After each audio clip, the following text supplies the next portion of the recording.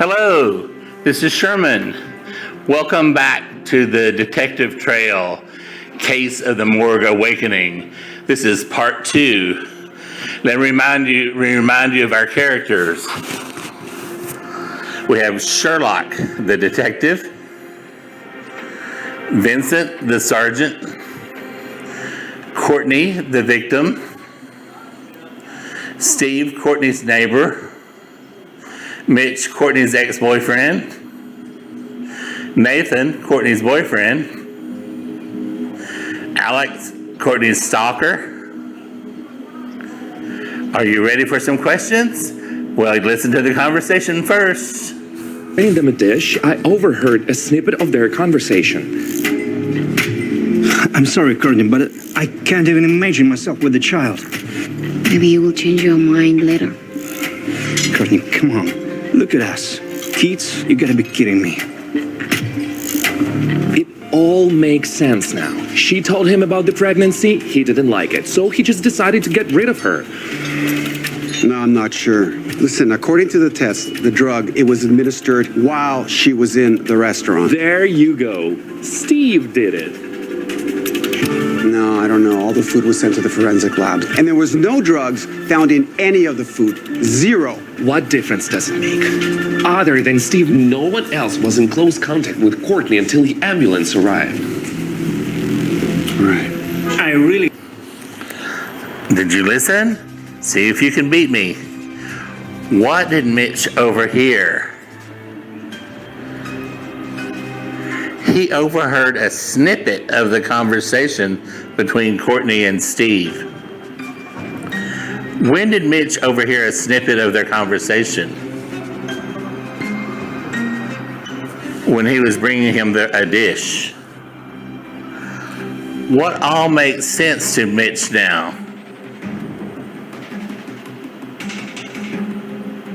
Courtney told Steve about the pregnancy. He didn't like it, so he just decided to get rid of her. According to the test, when was the drug administered? It was administered while Courtney was in the restaurant. Was the drug administered while Courtney was in her house? No, it wasn't. It was administered while she was in the restaurant.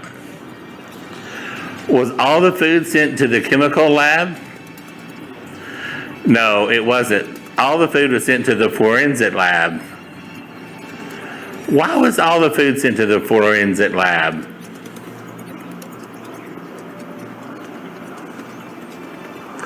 Because the people there would check to see if there were any drugs in the food.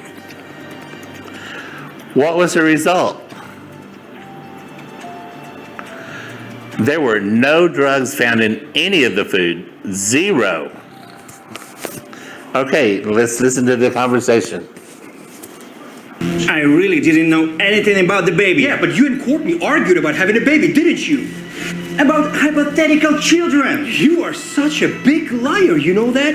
You found out that Courtney was pregnant and didn't manage to make her, get rid of the baby, and you decided to kill her. The baby wasn't even mine. Oh, it turns out it wasn't as hypothetical as you say, right? You do realize that we can run a DNA test. You can save your time and money. I don't know if you're aware of this, but it's impossible to get a girl pregnant if you never slept together. Hey, easy on the sarcasm in here, buddy. Okay, what did Steve deny?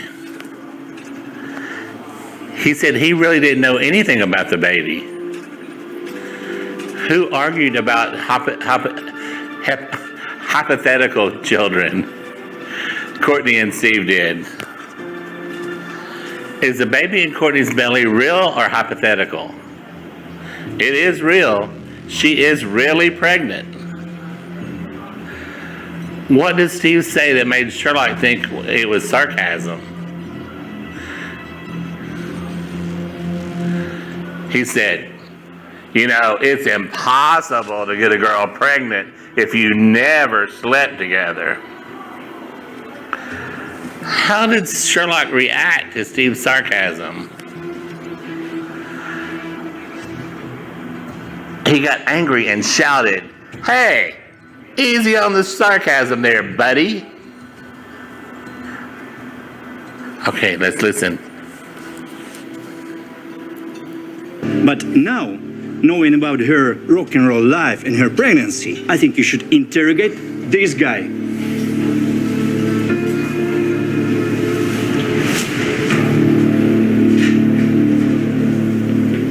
Nathan Fielder, Courtney's cousin, or whatever you introduce yourself as. Yeah, that didn't sound very believable. I have to give Courtney credit. She usually lied more convincingly. Mr. Fielder, did you know that she was pregnant? Of course I did. It's my baby after all. Is that why you poisoned her? Huh? Sarge. Speak up! Whoa, Sarge, relax. That's impossible that Mr. Fielder killed her. He wasn't even in the cafe at the time of the poisoning. Yeah. I was away on business. When I heard about Courtney, I rushed back right away. Mr. Fielder, would you mind if I call you Nathan? All right, are you ready? Mr. Fielder. Who does Steve think the police should interrogate? He thinks they should interrogate Nathan. Why does Steve think the police should interrogate Nathan? Because Nathan could be the baby's father. Who introduced himself as Courtney's cousin? Nathan did. Why did Nathan rush back right away? Because he heard that Courtney was poisoned. What did Nathan do when he heard about Courtney? He rushed back right away. Okay, let's listen to some more dialogue. The baby's yours. You can do the test if you want. Nathan. I was in shock, and I didn't know what to say. Okay, I see. Can I just ask you for some money?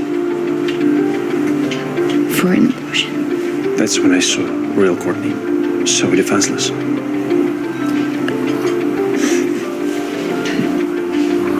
Before that, I thought there was nothing serious between us. But at that moment, I realized I loved her. What did you say? I love you. Forget about the abortion. What? We'll raise the child together as a family. Oh my God. Did you just do that? I love you so much. She was glowing with happiness. Then, of course, I told her that she had to say goodbye to the rest of her boyfriends. Her answer surprised me. They mean Okay, last set of questions. Why did Courtney ask Nathan for some money? Because she needed money for an abortion. How did Nathan feel about Courtney? He felt she was so defenseless. What showed that Courtney was so defenseless? The fact that she asked him for some money for an abortion. Did Nathan support Courtney's abortion? No, he didn't. What decision did Nathan make? He wanted them to raise the child together as a family. How did Courtney react to Nathan's decision? She was glowing with happiness. Why was Courtney glowing with happiness? Because Nathan wanted to raise the child with her as a family. Okay, let's listen to the last part. Her answer surprised me. they mean nothing to me. Really, I haven't even slept with them. But you know what? I can't doubt him. All of them, yet.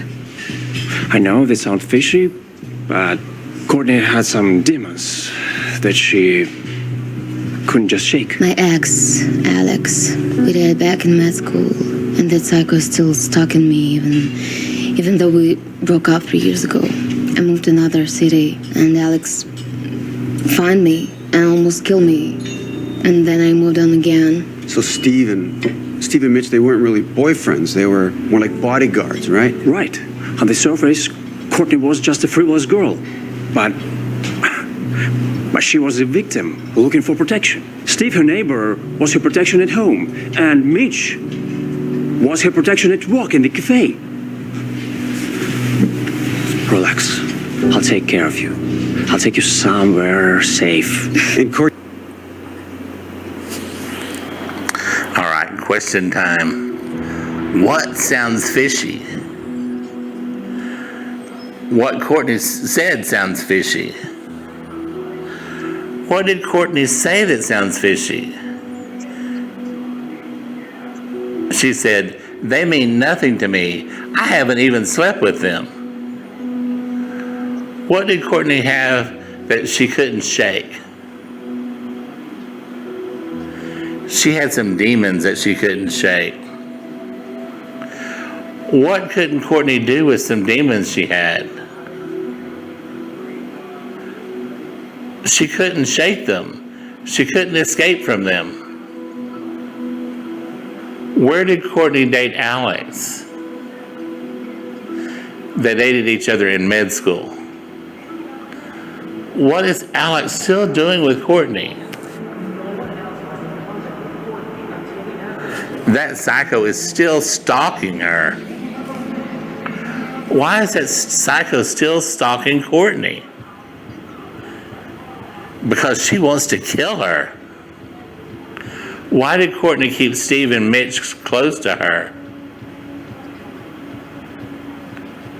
Because they were like bodyguards to protect her from Alex, the psycho.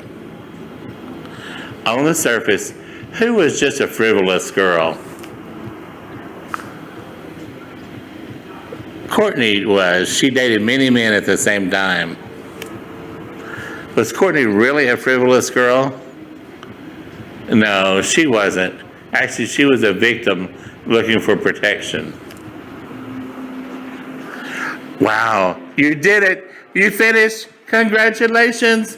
I think we have one more part of this to go. So get ready for next time. Bye.